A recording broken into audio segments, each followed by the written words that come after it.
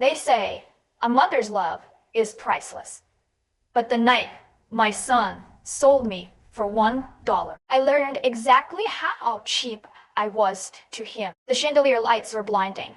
Crystal glasses clinked like tiny explosions. Laughter floated through the ballroom like perfume, expensive, artificial, suffocating. And there I was, standing on a stage, in front of 500 people, wearing the only dress I owned that didn't have a grocery store stain on it. My son adjusted his tuxedo, smiling like a king who had conquered the world. The banner behind him read, Annual Elite Visionaries Charity Gala. His name was printed in gold. Ethan Carter, CEO, innovator, youngest self-made millionaire in the city, and I was introduced as entertainment. Ladies and gentlemen, Ethan said into the microphone, grinning as cameras flashed. Tonight, we're doing something fun before the real auction begins. The crowd leaned forward. He turned toward me. This, he chuckled, placing a hand on my shoulder as if I were a prop, is my mom. Scattered polite applause. My hands trembled. I tried to smile. I told myself this was just a joke, a modern thing. Rich people humor. She raised me on coupons and motivational quotes. He continued. But let's be honest, she is the most boring woman alive. Laughter. Not loud at first, then louder. She doesn't know how to use Instagram. She still thinks NFTs are a disease.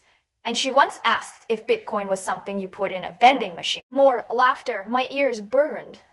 So tonight, he said, raising his glass, we're auctioning her off. One dinner with my boring mom.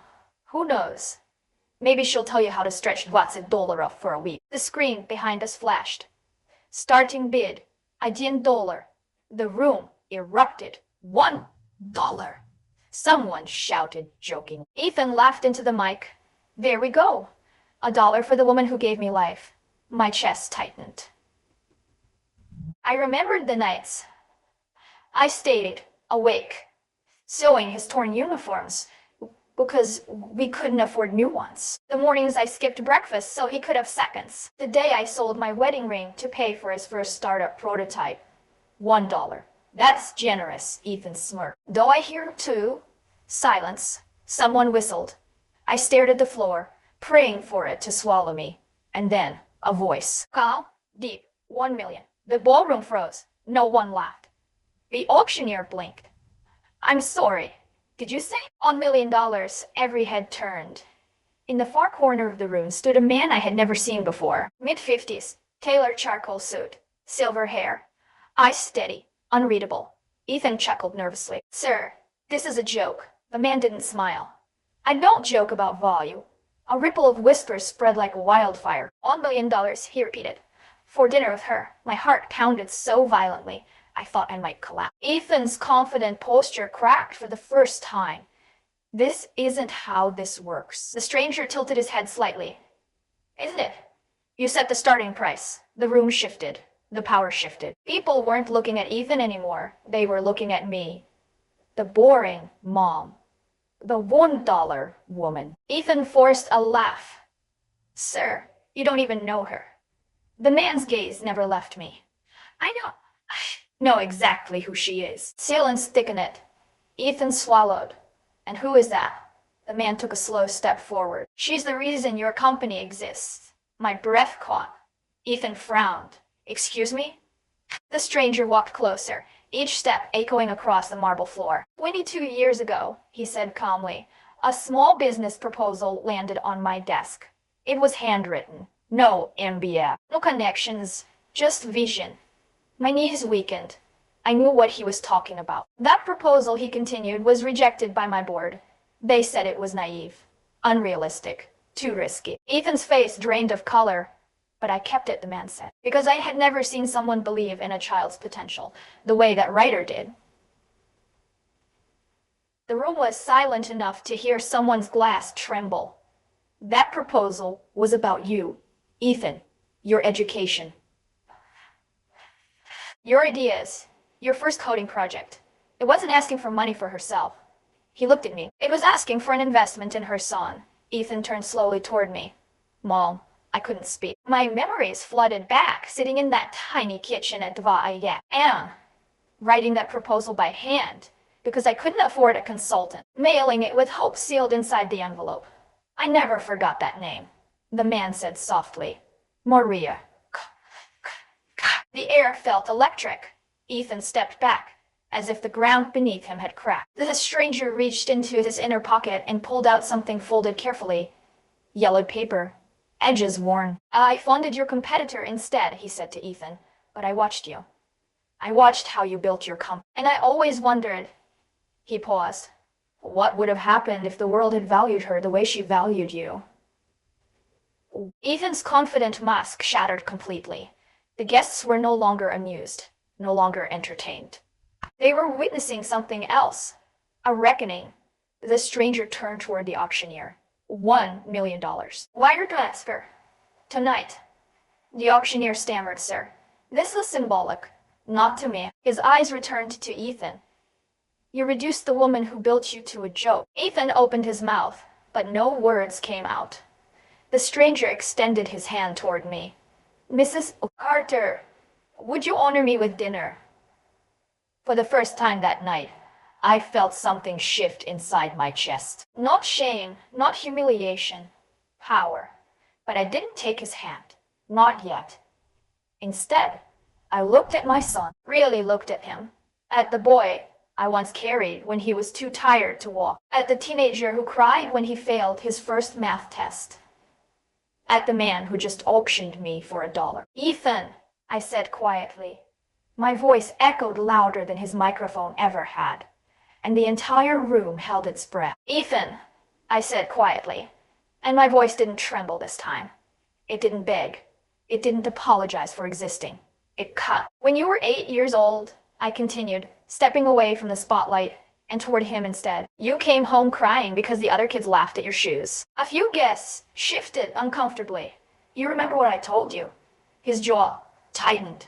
Mom, not here. I told you, I said, louder now, that people only laugh when they don't understand sacrifice. The room was dead silent.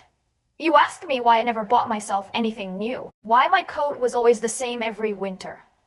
I looked down at my hands, and I told you it was because I already owned the most valuable thing in the world. My eyes lifted back to his. A visible crack ran through his expression. You think I'm boring? I asked softly. Because I don't speak your language of stocks and valuations. A few cameras were still recording, but now they weren't filming a joke. They were documenting a collapse. I know valuation, Ethan, I said. He valued you when no one else did. The stranger remained beside the stage, silent, watching. When your father left, I continued, the bank valued our house at foreclosure. Your school valued you as average. Your teachers said you lacked focus. I stepped closer, but I saw a mind that needed belief, not criticism. So I worked 2 jobs. I learned enough about coding just to understand what you were building. I sat beside you while you failed, and failed, and failed. My voice grew steadier with every word. And every time you wanted to quit, I didn't laugh at you. Ethan's eyes glistened now. I reminded you that greatness looks ridiculous before it looks inevitable. A murmur rippled through the audience. That proposal, I said, glancing briefly at the paper in the stranger's hand, was my attempt to give you a shortcut. But when it failed, I didn't stop. I didn't auction you off to the world. When you embarrassed me. Gasps. Ethan inhaled sharply. I protected you, I said, even from your own arrogance. He whispered, barely audible, Mom. I didn't mean. No, I interrupted gently. You meant it. That's the problem. The words didn't explode. They landed like truth. You meant every laugh, every word. Because somewhere along the way, success convinced you that you built yourself. The stranger's gaze flickered toward Ethan, and that's the greatest poverty of all. A tear slipped down Ethan's cheek. He wiped it quickly, but the cameras caught it. I thought, it was just entertainment, he said, voice cracking. Everyone roasts their family. It's branding. It's relatability. He gave a small, almost sad smile. Relatability doesn't require humiliation. The ballroom felt smaller now, suffocating in its own luxury. You wanted them to laugh with you, I said. But you didn't realize they were laughing at what you came from. I turned slowly, addressing the room. You don't know what a mother does when her child becomes powerful. No one answered. She disappears, I said. So he can shine. The stranger lowered his eyes briefly. He stayed quiet when Ethan removed our old family photos from his interviews. He stayed quiet when he stopped mentioning me in speeches. I stayed quiet when he told people he was self-made. I looked back at my son. But tonight you didn't just erase me. My voice hardened. You discounted me. The weight of that word pressed into the room like gravity. Ethan stepped forward, abandoning the microphone entirely. I was trying to impress investors. By proving you outgrew your roots, I asked. He didn't respond. You don't impress powerful people by denying who built you, I said. You impress them by honoring it. The stranger finally spoke again, calm but firm. Your mother understood leverage before you understood the word. Ethan turned toward him, confused. She invested in you when your stock was worthless, the man continued. That's what real vision looks like. A few guests nodded slowly. Ethan's shoulders slumped, the image of the invincible CEO, dissolving under fluorescent truth. I never wanted to embarrass you, he said, almost like a child again. I softened, just slightly. And yet you did. Silence lingered. The auctioneer awkwardly cleared his throat, but said nothing. The $1 million bid hung in the air, no longer absurd, but symbolic. I finally turned toward the stranger. Why? I asked him quietly. Why $1 million? He met my eyes without hesitation. Because the world needs to see what real value looks like. His answer didn't feel rehearsed. It felt deliberate. You could have stayed silent, I said. So could you, he replied gently. That struck deeper than anything else. I looked at Ethan again. I didn't come here to take your spotlight, I said. I came because you said you were honoring family tonight. He winced. I didn't expect to become a punchline. His breathing grew uneven. I'm sorry. The words were small, fragile. Not CEO words, son words. I studied his face, searching for sincerity instead of performance. Are you sorry because they're watching? I asked quietly. Or because you finally see me? The question sliced through him. He couldn't answer immediately. And that told me everything. The other stepped slightly back, giving space. But his presence remained powerful, like a witness to history. The guests were no longer shifting or whispering. They were learning. Ethan finally lifted his head. I forgot, he admitted. I forgot who I was before all this. And who were you? I asked. A kid who needed you. The simplicity of it broke something open inside me. Tears blurred my vision now. But they weren't from humiliation anymore. They were from release. You still need me, I said softly. Just not the way you think, he swallowed. I don't know how to fix this. You don't fix it with money, I said. My eyes flickered briefly to the stranger. You fix it with acknowledgement. Ethan slowly turned toward the audience. For the first time all night, he looked unsure of himself. Truly unsure. He walked back to the microphone, hands unsteady. The room waited, not for entertainment, for truth. He opened his mouth. And for the first time in his life, no script came out. The silence stretched so long it felt like judgment itself. 500 people, investors, founders, influencers, journalists, all waiting. Ethan gripped the microphone tighter. His knuckles turned white. He began, then stopped. His throat moved, but no polished pitch followed. No charisma, no practiced confidence. Just a son standing naked in his own mistake. He built this company from nothing, he said finally. The old rhythm creeping back in. Then he stopped himself mid-sentence. I closed his eyes. No, he corrected. That's not true. A ripple went through the room. I didn't build it from nothing, he said more slowly. I built it from sacrifice. He turned toward me. My mother worked double shifts so I could attend coding camp. She sold her jewelry so I could register my first patent. She learned enough about venture capital just to sit in rooms where she wasn't respected. Every word stripped him of ego and replaced it with something raw. And tonight, he continued, voice cracking, I reduced her to a joke. No one moved. No one breathed. I felt distancing myself from struggle, made me stronger, he said. I thought acting untouchable made me power. His eyes met mine. But power without gratitude is just insecurity wearing a tuxedo. The words landed heavy. Somewhere in the back, someone quietly clapped. Not applause, recognition. Ethan inhaled deeply. I auctioned my mother for $1, he said, because somewhere along the way, I forgot that she was the original investor. The stranger watched him carefully. Unreadable. I stand here because she believed in me when I was statistically insignificant. He laughed bitterly. And tonight I tried to prove I didn't need that. He looked down. That's not success. That's fear. The room shifted again, not in shock, but in understanding. He stepped off the stage, not toward the spotlight, toward me. Every step felt different from the confident stride he had earlier. This wasn't a CEO walking. This was a son returning. He stopped in front of me, close enough that I could see the boy he used to be hiding behind the man he became. I'm ashamed, he whispered, not into a microphone this time, just to me. The vulnerability in his voice was more valuable than any public apology. I thought that if I made you small, he admitted, no one would see how scared I still am. I blinked slowly. Scared of what? Losing it, he said instantly. Losing relevance, losing status, losing everything I built. His honesty cracked something open in the room. And you thought separating yourself from me would protect you?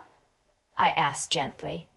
He nodded faintly. Because if I acted like I didn't need anyone, then no one could take anything from me. The logic was broken, but human. I studied his face. Success had aged him, hardened him, polished. But underneath, he was still searching for safety. You were never afraid of losing money, I said quietly. He looked confused. You were afraid of losing love. That hit him harder than anything else. His composure fractured completely. Tears didn't fall dramatically. They just appeared. Unstoppable. I don't know how to carry both, he confessed. Power and humility. Wealth and gratitude. You carry them, I said. You balance them. The stranger finally stepped forward again. Your mother is right, he said calmly. The market rewards performance. Life rewards character. Ethan wiped his face, embarrassed but no longer pretending. I wanted them to admire me, he said softly. I smiled faintly, then showed them something admirable. He turned slowly toward the audience again. But this time, he didn't climb back onto the stage. He stayed beside me. At this gala, he said clearly, voice steady, but no longer arrogant, we talk about innovation, vision, growth. He glanced at me, but we rarely talk about origin. The guests listened with a different kind of attention now. The truth is, he continued, I've been selling a narrative that sounds impressive. Self-made, relentless, independent. He shook his head. But independence is a myth. He looked at the stranger. Someone always invests first. The stranger gave the smallest nod.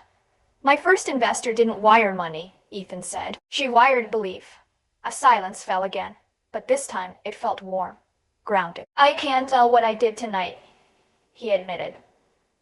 But I can correct what I represent. He turned to the auctioneer. The $1 million bid stands, the room murmured. But not for dinner.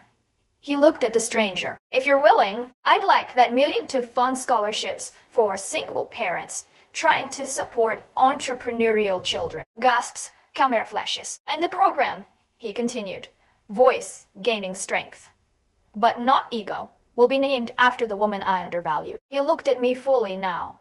Maria Carter. The weight of the moment pressed into my chest. The stranger studied him for a long second. You understand, the man said carefully, that gestures don't erase character flaws. I know, Ethan replied. This isn't about erasing. It's about rebuilding. The stranger's eyes softened slightly. And what will you rebuild first? Ethan didn't hesitate this time.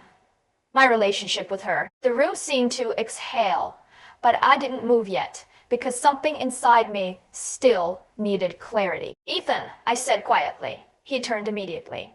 If there were no investors here, no cameras, no reputation at stake. My voice lowered. Would you still choose this? The question cut deeper than any accusation. He froze. Because this was the real test. Not performance, not redemption theater, but intention. He stepped closer. So don't let this be public, he said softly. Let it start private. That answer shifted everything. No grand speech, no dramatic flourish, just sincerity. The stranger watched carefully, measuring not the words, but the weight behind them. I don't need you to make me expensive, I said quietly. His eyes filled again. I need you to make me respected. He nodded immediately. I don't, and not, because I'm your mother. He swallowed. But because I'm a person. The lesson settled over the entire ballroom like a final verdict. Ethan looked around at the crowd that once laughed. I thought tonight would elevate me, he said slowly. But instead, he glanced at me. It revealed me. And a revelation is more powerful than reputation. The stranger folded the yellowed proposal carefully and stepped closer to us. You both stand at a rare intersection, he said. Power and humility rarely meet in the same room. His eyes rested on Ethan. What you do next will determine which one survives. The tension didn't disappear. It transformed. The gala no longer felt like a spectacle. It felt like a turning point. Ethan looked at me, not as a prop, not as a liability, but as foundation. And for the first time that night, he waited for my decision. 500 people, $1 million egos, crystal chandeliers. And my son, once the loudest man in the room, now stood silent, waiting for his mother to decide what kind of man he would become. Power had shifted, not to me, but to truth. I looked at him for a long moment, not as a CEO, not as a brand, but as the boy who used to fall asleep at the kitchen table while I reviewed his homework. You want to rebuild? I asked quietly. Yes, he said without hesitation. Then understand this first. I stepped closer, not dramatically, not theatrically, just close enough for him to hear me clearly. Revenge isn't about destroying someone who hurt you. The room leaned in again. It's about refusing to stay small after they try. His eyes searched mine. And tight, I continued. You tried to make me small. The words weren't loud. They didn't need to be. I could walk away right now, I said. Let you live with the guilt. Let the internet decide your fate. Let the headlines turn you into a cautionary tale. A few journalists in the crowd shifted awkwardly. That would be revenge, I said calmly. Ethan swallowed hard. But I didn't spend 25 years building you, just to break you. The tension in his shoulders loosened, but only slightly. I'm not interested in humiliating you the way you humiliated me, I continued. I'm interested in seeing whether you're strong enough to grow. He nodded slowly. I studied him carefully. Growth isn't promised in apologies. It's proven in consistency. You built a company, I said. Now build character with the same obsession. The stranger watched in silence, as if witnessing something more valuable than any business deal he had ever signed. Tonight, I said, turning slightly so the room could hear me too, was supposed to be entertainment. I paused. But instead, it became education. No one laughed this time, because no one was above the lesson. I looked at Ethan again. You asked me once what success feels like. He blinked, surprised. I remembered. I told you it feels peaceful. I placed my hand gently over my chest. Peace doesn't come from applause. It comes from alignment, he whispered.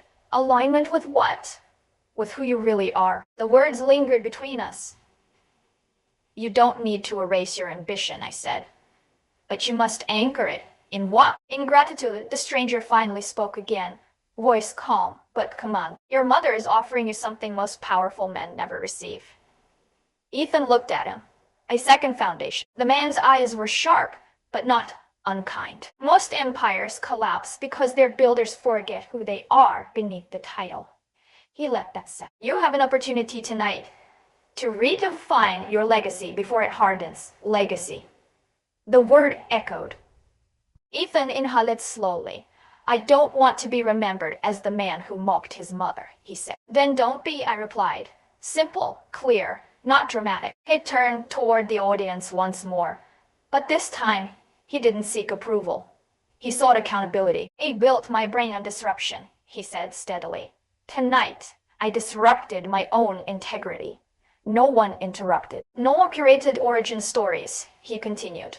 No more pretending struggle is embarrassing. His gaze scanned the room. If you're ashamed of where you came from, you'll never feel secure where you're going. The silence wasn't uncomfortable anymore. It was reflective. He looked back at me. And if you're willing, he said softly, I'd like you involved in the scholarship program. Not as a name. He paused. But as the leader. That surprised even the stranger. Well, he said, voice steady but vulnerable. You understand investment better than anyone I know. He raised an eyebrow slightly. You invested in potential when there was no guarantee of return. A faint murmur of agreement moved through the crowd. That's the kind of vision this world needs. The offer wasn't flashy. It wasn't dramatic. It was sincere. And sincerity is rare in rooms like this. You're asking me to step into your world, I said carefully. No, he corrected gently. I'm asking you to reshape it. The air shifted again. This wasn't about saving face anymore. It was about transformation. The stranger folded his arms, observing like a man evolving more than numbers. And what happens, I asked Ethan quietly, when investors question your decision? They will, he admitted. And he straightened slightly, not with arrogance, but conviction. Then they'll learn what I should have known already. I waited. That real value isn't loud. A slow exhale left my chest. And if this costs you, he met my eyes without flinching, then it costs me. The room absorbed that, because sacrifice is the language of authenticity. For the first time that night, I saw not the CEO, not the insecure performer, but a man choosing integrity over image. The stranger stepped forward. One last time. The $1 million will be transferred by morning, he said. But understand this. His gaze rested firmly on Ethan. I didn't bid to rescue your mother. He paused. I bid to test you. The truth landed like a final exam result. And? Ethan asked quietly. The man studied him for a long measuring moment. You're still being evaluated. Not harsh, not cruel, just honest. Because character isn't proven in a single speech. It's proven in what happens after the spotlight fades. The gala no longer felt like a stage. It felt like a crossroads. I looked at my son one last time, not as judge, not as victim, but as mother. You don't owe me perfection, I said softly. He nodded, listening like he used to when he was small. But you owe yourself awareness. The words weren't revenge, they were release. I wasn't here to punish him. I was here to remind him of who he was before the world applauded him, of who he could still become. The crowd slowly began to clap. Not loud, not explosive, but steady, respectful, not for dramatic redemption, but for honesty. Ethan didn't bow. He didn't smile for chimeras. He just stood beside me, present. And that was enough for now. But the applause grew slightly stronger as conversations began to restart, as the tension eased into reflection on a question remaining suspended in the air, not about the scholarship, not about the $1 million, not about reputation, but about what would happen tomorrow, when there were no chandeliers, no witnesses, no stranger bidding value into existence. Would he still choose gratitude over ego? Would he still protect what built him? Or would the noise of power slowly erase this moment? The gala would end. The headlines would fade. The crowd would move on. But transformation would require something much harder than a public apology. And as Ethan stood beside me, quiet, thoughtful, changed but unproven, I realized something powerful. The auction never ended, because value isn't decided in ballrooms. It's decided in everyday choices. And tomorrow, the real bidding would begin. The gala ended with polite applause and cautious admiration. But real change doesn't happen under chandeliers. It happens in silence. The next morning, there were no cameras, no tailor-made suit, no applause waiting to reward the right words. There was only my kitchen. The same small kitchen where I once wrote that handwritten proposal at 2 a.m. Ethan sat across from me at the wooden table, sleeves rolled up, staring at a cup of coffee he hadn't touched. He looked younger here, smaller, Why didn't you take the million for yourself? He asked quietly. Because they were never for sale, I replied. He nodded slowly. That stranger, he saw something in you. He saw something in you. He saw something in you first, I corrected. Ethan exhaled. I don't want last night to be a performance. Then don't let it. He leaned back, running a hand through his hair. My board already called, he admitted. They're concerned about the scholarship, the rebranding, the shift in narrative. I smiled faintly. They're worried gratitude will weaken you. He gave a dry laugh. Something like that. I leaned forward slightly. Ethan, power built on ego is fragile. Power built on truth is stable. He looked at me carefully. I don't know how to be both successful and humble. You don't have to shrink to be humble, I said. You just have to remember who helped you stand. That morning, he canceled 3 investor meetings. Instead, he drove with me across town to the old neighborhood, the one he hadn't visited in years. The paint was peeling from the houses. The sidewalks cracked. The air smelled like laundry detergent and dust. This is where it started, I said softly. He stepped out of the car slowly, looking around as if he were seeing it for the first time. A boy rode past on a bicycle that was too small for him. A single mother struggled to carry groceries while holding a toddler's hand. Ethan's jaw tightened. I used to be that kid, he murmured. Yes, I said. And you were never embarrassing. A walk past the building where I used to work night shifts. The manager still remembered me. Maria? He said in disbelief. You look the same. Ethan stood quietly as we talked. No announcement. No status. His presence. On the way back to the car, he was silent. Finally, he spoke. I spent years trying to outrun this place. And now I realize this place built my resilience. He looked at me. And you built my confidence. That afternoon, he called his board. Not from a stage, not from a press room, from his office with the door closed. The scholarship program moves forward, he said firmly. And my mother will oversee it. There was resistance. There were warnings, concerns about optics, concerns about distraction. He listened. Then he responded calmly. If honoring the truth weakens our brand, he said, then our brand isn't strong. The call ended. He sat in silence for a long time afterward. That night, he came back to my house. No entourage, no assistant, just him. Mom, he said as he stepped inside. I've been measuring success by how far I could distance myself from struggle. He paused. I think I should measure it by how many people I can bring forward with me. I studied his face. There was no spotlight reflecting in his eyes now, only clarity. Weeks passed. The scholarship program launched quiet. Applications flooded in, single parents with ideas, dreams scribbled in notebooks, hope wrapped in exhaustion. Ethan read every story, not because it was good PR, but because he saw himself in them. And he saw me. The stranger attended the private launch. He didn't make a speech. He simply shook Ethan's hand and said, Now, you are investing correctly. The headlines eventually moved on to the next scandal, the next viral moment. But something had changed permanently. Ethan started mentioning me in interviews, not as a prop, not as a joke, but as foundation. My mother taught me valuation, he said in one interview. She just didn't use spreadsheet. And this time, when people applauded, it felt different, peaceful. Months later, we stood together at the first scholarship award ceremony. A young woman stepped forward, holding her acceptance letter with trembling hands. My mom works 2 jobs, she said into the microphone, and she never let me quit. Her mother stood in the back, eyes filled with tears. I felt Ethan shift beside me. He leaned closer and whispered, I understand now. Understand what? I asked. That real wealth isn't what you accumulate. He swallowed slightly. It's what you elevate. I didn't respond. I didn't need to. He had answered his own question. After the ceremony, as the crowd dispersed, he turned to me. You never tried to get revenge, he said quietly. I smiled softly.